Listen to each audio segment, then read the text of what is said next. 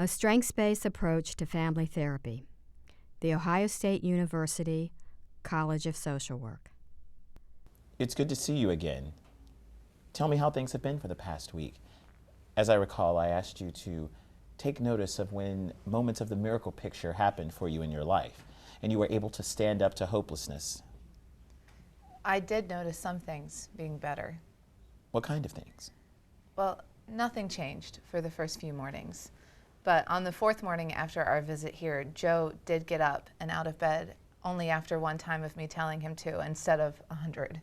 Wow, that is a change. That's good to hear. What else was different this week? Oh, yeah, on the third morning, Bill got up 30 minutes before I had to leave for work and has been up every morning since then, at least 30 minutes, if not an hour, before I have to leave for work. That's great. So, let me ask you, Jane, what effect did that have for you? Well, when I noticed Bill was up and in the kitchen pouring a cup of coffee and then sitting down to read the paper, I decided to join him for coffee and some small talk. We haven't done that in a while, and I really enjoyed that. Me too, I missed that. So what else was different? Well, Bill and I were enjoying ourselves in the kitchen, and before I knew it, it was time to go to work. I didn't have time to spend trying to get Joe out of bed, so I just left for work. And before I left, Bill gave me a kiss goodbye, and that was really nice. So that was different? What, hanging out with Bill, the kiss goodbye, or not having time to get Joe out of bed? Any of those you listed? Well, there have been a number of mornings when I've ran out of time to get Joe out of bed. So I'd have to say hanging out with Bill and the kiss goodbye. You know, those things used to happen routinely, but we've gotten away from them. How about you, Bill? What's different from your perspective? Well, I did notice on the fourth morning, Joe getting up the first time Jane called him to get ready to go to school. Okay. And Jane mentioned that you got up 30 minutes early on the third morning after our meeting, and that you've been getting up that early ever since. Yep, that happened. So I'm wondering, how did you get yourself to do that? To start getting up a little earlier than you have been in the past? Here, the therapist is elaborating on the exception to emphasize the client's sense of personal agency, or in other words, taking active steps in the reauthoring of a new story. Well, I'm not really sure. I just woke up and couldn't go back to sleep. Usually I was able to sleep through the alarm that got Jane up, sleep through her getting ready for work, and I guess I could have continued to do that and just lay there in bed while she got ready, but for some reason I just decided to get up. Is there anything else that's different? Well, now that you mentioned it, I have started going to bed earlier than usual. Usually I would stay up long after Jane went to bed to watch TV. But this past week, I've been going to bed soon after Jane did. Maybe that explains why I woke up and couldn't go back to sleep. Well, that does sound like a new development. Has it been a while since you liked getting up early and seeing what's going on with the family as they begin their day? It's been a while. A really long while. So it's been a long while since you started getting up early, but it's not something that's new to you. Oh, no. I used to always be the first one up. It's just lately. Well, I'm wondering if waking up earlier this week reminded you how it used to be before hopelessness disrupted your family. Sure. It made me feel good. It made me feel like I used to feel in the morning. And how was that? You know, ready to get up, start my day, not feeling so sluggish, like I had the energy to get things done. You know, being in construction, you have to get to work early, usually right when the sun's coming up. That's especially true in the summertime, because you have to get up before the summer heat. I used to be one of the first, if not the first one on the job. So it used to be that you would wake up early when the alarm went off and you would always find the energy to get yourself going. How did this become true for you? You consistently being to work earlier than your coworkers? The therapist goes after details about the preferred story. He is drawing attention to the ways of being that are preferred by asking action questions that get at describing the behaviors and steps that the father took in order for the other story to be realized. The therapist is emphasizing the self-agency involved on the father's part that cultivates a plot wherein the preferred story is the dominant theme. Well, I guess when I was in the Army, I was always an early riser, so it just became a habit. And I started construction right after I got out of the Army, so I didn't have time to develop any of these lazy habits. And I just think it's important to get to job on time, especially since I'm one of the older construction workers. I feel a responsibility that I need to be at the job early to make sure the work is getting done, so the younger workers that straggle in late because they've been out the night before partying. So I'm wondering, how in the past were you able to get up and be ready for the busy day of construction?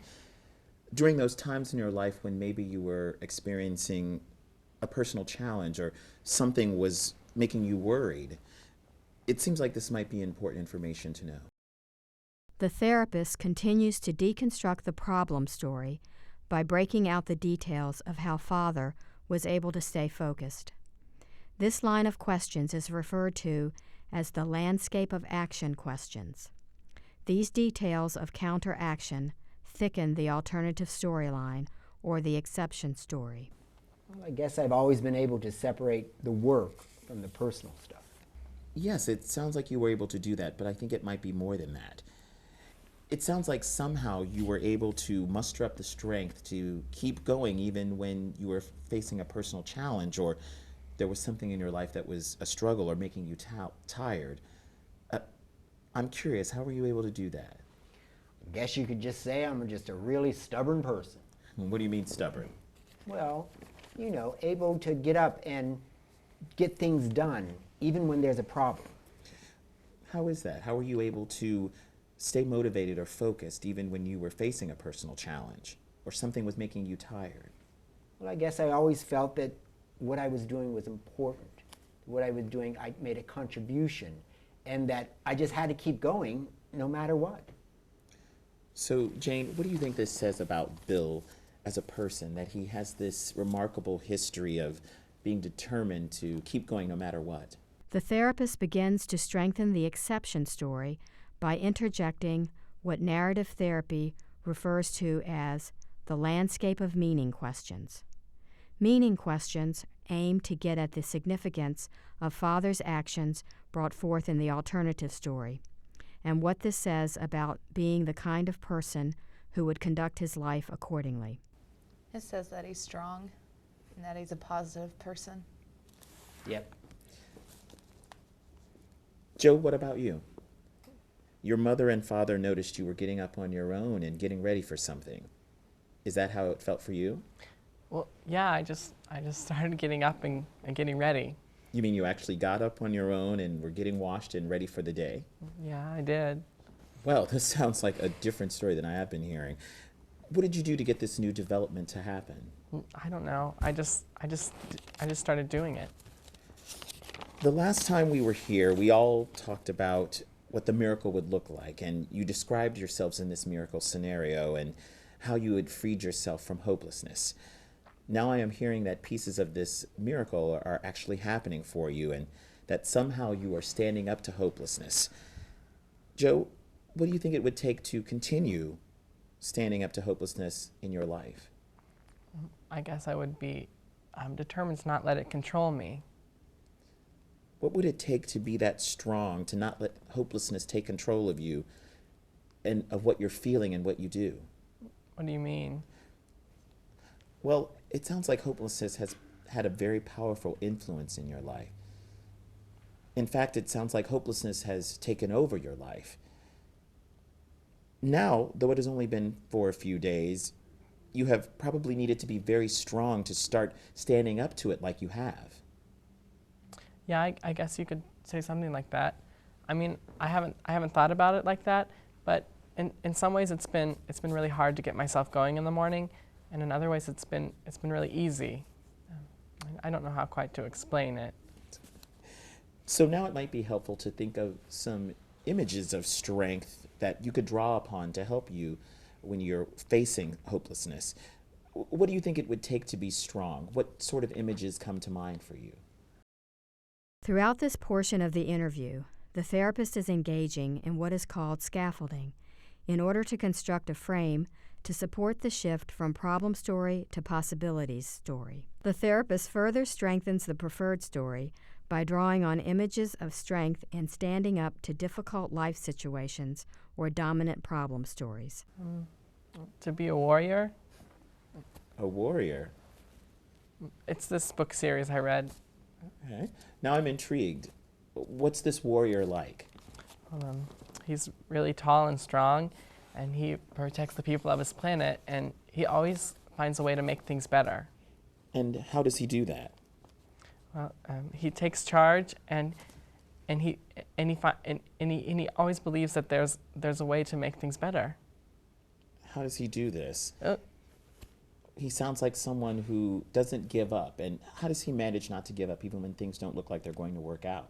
Well, it's just a story, you know. But I would say that it's because he believes there's not a problem he can't solve. So this person takes charge and shows belief to others. Mom and Dad, do you see a relation between this warrior and Joe? Again, the therapist draws on action questions and meaning questions to get at the positive qualities and affirming personal identities of the family members as they liberate themselves from the dominance of hopelessness. Yeah, I do. Joe's always really cared about causes and people. How do you know this about Joe? Well, he shows it in his volunteer work and what he writes about. And what does that say about your son? What kind of person he is? That he's determined to make things better. That's him. One of his poems was about feeding the poor no matter what it takes. Yes, and it sounds like Joe is one of the type of people that believes where there's a will, there's a way. And he has a history of not giving in to hopelessness. Yeah, one could say that about Joe. I agree. So Joe, I'm getting the impression that for the past several days you've been able to stand up to hopelessness so that it's not taking control of your life. Do you agree with that? Yeah, you could say that. And how about you, Jane and Bill? Do you believe that Joe has taken some small steps in standing up to hopelessness so that it's not controlling his life? I would say so. Yeah, some small steps. So Joe, what effect did it have on you the rest of the day, of those past few days, when you were not letting hopelessness keep you from getting up in the morning and going to school? Well, I like seeing my parents up before me in the morning, at least on the weekdays, and on the weekends we sleep in some. Yeah, that goes for all of us. So what difference does that make for how the rest of your day goes? Well, I like seeing my friends again at school. Anything else? I like not being so far behind in my schoolwork. I know I'm really far behind, but I feel like I can catch up now if I try really hard. Wow, that's the first time I've heard you say that. I'm really glad to hear that. Joe, it sounds like for the past few days you have managed to take some small steps towards freeing yourself from hopelessness. Would you agree with that? Yeah, you could say that. How about you, Bill and Jane? Do you agree that Joe has taken some small steps toward freeing himself from hopelessness? Further amplifying the exceptions and actions of personal agency, the therapist uses the relationship question to thicken the new plot and amplify change. Yeah, I would agree. Yeah, some small steps. Now, using that warrior image as a model for finding strength and perseverance, what else would be helpful to you in successfully standing up to hopelessness? Well, seeing my dad up in the morning before I am, or at least about the same time I am.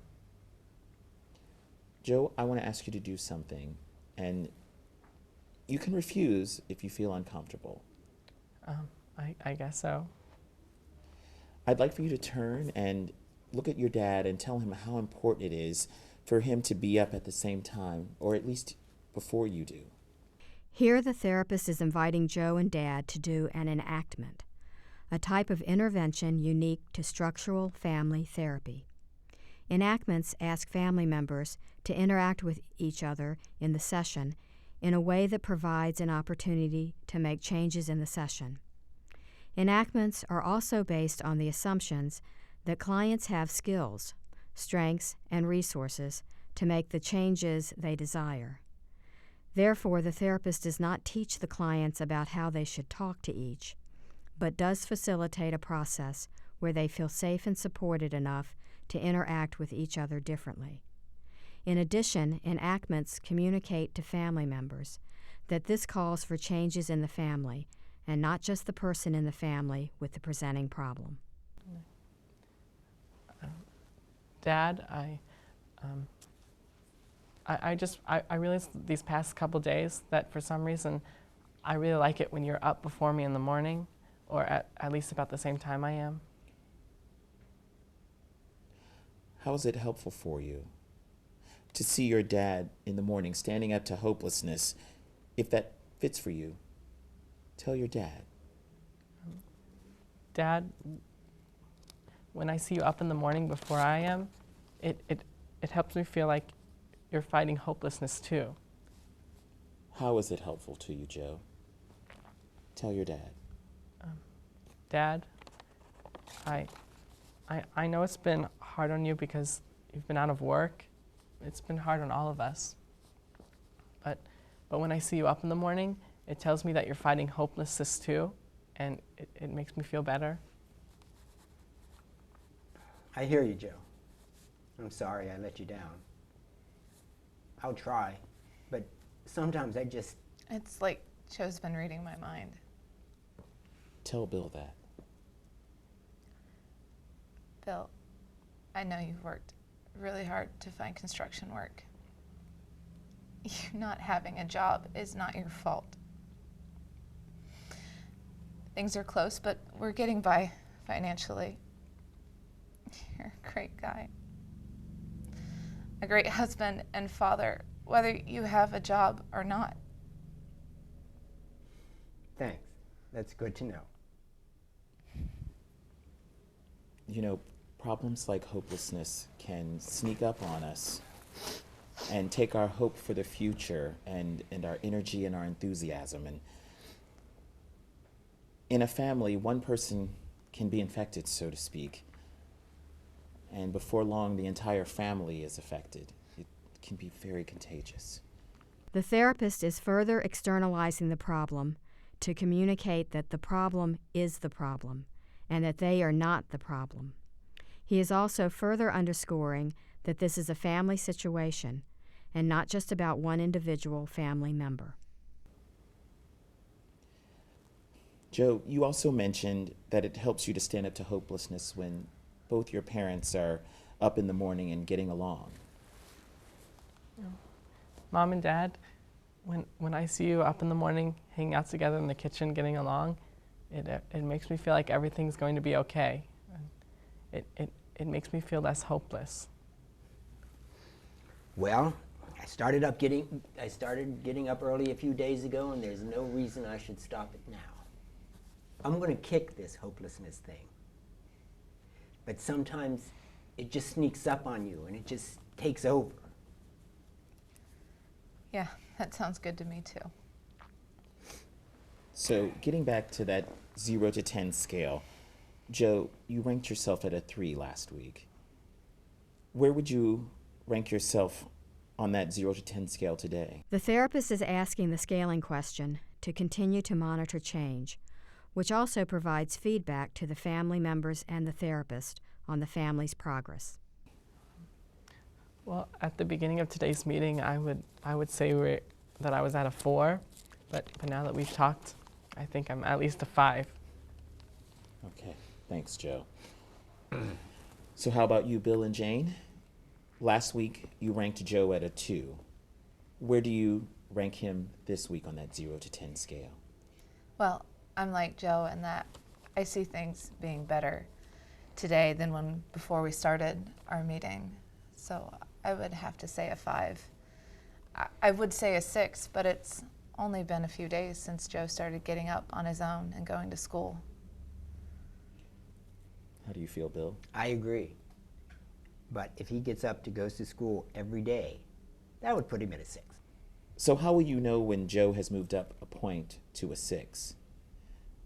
What will Joe be doing that will tell you that he has moved up from a 5 to a 6 on that scale and that he's not giving in to hopelessness? Well, if he continues getting up on his own and going to school like he has been for this past week. What about you, Bill? I agree. If he gets up every day and goes to school, that would put him at a 6. How about you, Joe? Do you agree with your parents? Well, if I would get up every day and keep going to school, I think that would be at least a 7. I think that would be a huge improvement. And so, no, I don't agree with them on this. Joe, what do you think would be there in place of hopelessness? I guess feeling good, like a positive attitude. You mean like the positive attitude you have that derives from your volunteer work because you're doing something that changes the world? Yeah, like that. Outside of your mom and dad, who else knows that you have a history of being a positive person? The therapist is introducing the idea of seeking other people who can be an audience to the changes reflected in the new story about Joe. This is called an outsider witness in narrative therapy. Having outsiders notice and validate the changes helps consolidate and stabilize them. I guess some of my teachers at school, there's one especially that says, you're changing the world with all of your volunteer efforts. What can you do between now and next week to get that to happen? That is for Joe to get up and get to school every day this coming week and stand up to hopelessness. Well, every morning when the alarm goes off for school, Joe just needs to tell himself that even though he wants to go back to sleep, he's better off getting up and facing hopelessness. You mean something like telling himself that he's stronger than hopelessness? Yeah. And showing hopelessness who's the boss. What about you, Bill? Well, I agree. I think Joe just needs to tell himself that he's strong and that he needs to go get up and get ready and get to school on time. So Joe doing that would then indicate that he's turned the corner toward being hopeful, not only about the present, but also the future. Yeah, that's right. Does that make sense to you, Joe? Yeah, I like the idea of being my own boss. I'd be like a warrior if I did that. What else can you do that would make it possible for Joe to move up 1 point on that 0 to 10 scale? Well, as we talked earlier, I think it's important that I get up, spend some time with Jane, drinking coffee, reading the paper, hanging out in the kitchen with them. I think that that would not only help me, but it would help Joe and it would help all of us. So let me ask you, where do you see the family on that 0 to 10 scale in terms of feeling hopeful versus hopeless? Well, I can only speak for myself, but I see us as being at a 5 today. And what does a 5 mean to you? Well, given what we've been talking about last week and today, I can now see that we all needed to start talking to each other and listening to each other more. Things have been really tough, and they're going to continue to be for a while. But I know we're going to get through this rough period. I agree, and it feels good talking about these things. How will you know when you have moved up 1 point? What will you have to do to get that to happen? Well, I think just talking to each other and listening to each other more. I think if I raise my social studies grade from a D to a C, you know, I used to get A's all the time, and I know that I'm far behind, but I feel like I can catch up now. And I think I'll find myself in the library, looking for jobs on the computer. I've looked for construction work everywhere else, but there's maybe some places that I don't know to look. Well, I appreciate that all three of you, in your own ways, have become very interested in freeing yourselves from hopelessness. And I'm very impressed that you've been able to move up the 0 to 10 scale by at least 1 or 2 points. That usually takes 3 or 4 sessions for most families, but I'm very impressed that you were able to do that make that much progress in one session. To make that kind of progress, you must really be remembering the ways in which you are standing up to hopelessness, and I'm impressed with some of your ideas of how you're going to continue to do so